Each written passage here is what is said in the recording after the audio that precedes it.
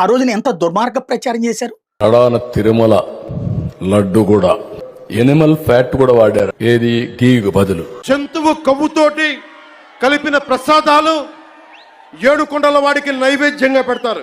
అదే ప్రసాదాలు అయోధ్య రాముడికి పంపిస్తారు. చివరికి సుప్రీంకోర్టు ఆపింది, నోరు మూసుకోండి, మీరు బయట మాట్లాడకండి, అసలు ముందు అదేందో తేలనివ్వండి. ఇప్పుడు ఏం తేల్చింది సిబిఐ? అదేమి లేదని తేల్చింది కదా. ఇందులో మరి నిజంగా జగనో లేకపోతే వాళ్ళ ప్రభుత్వం తప్పు చేస్తుంటే వాళ్ళందరి మీద కేసు పెట్టాలి సిబిఐ. అదే సిట్ అయితే వీళ్ళందరినీ పట్టుకుని వీళ్ళని 100 రోజులు విచారణలు, దాని పేరుతో అదిగో ఇట్లాని రోజు దేవుడిని మనం దుర్మార్గంగా వాడుతున్నాం. అయితే అక్కడ ప్రచారం ఎక్కడికి తీసుకెళ్ళాం మనం? పంది మాంసం, కొవ్వు, ఇవన్నీ. నాకు ఆ రోజున అనేక మంది బ్రాహ్మణులు, నేనే స్వామీజీలతో కూడా మాట్లాడిచ్చా, ఇంటర్వ్యూ కూడా చేశా, ఎవడు చేసినది పురుగులు పట్టిపోతారు అన్నటువంటిది ఖచ్చితంగా. ఇప్పుడు అది తప్పుడు ప్రచారం చేసిన వాళ్ళు ఏమవుతారు?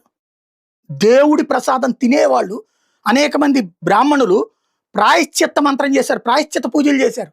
నాకు తెలియకుండా నా జీవితంలో నేను లడ్డూ తిని ప్రసాదం అనుకుంటే ఇట్లా జరిగిందా అన్నటువంటి అంతమంది సెంటిమెంట్స్ని గాయపరిచారు.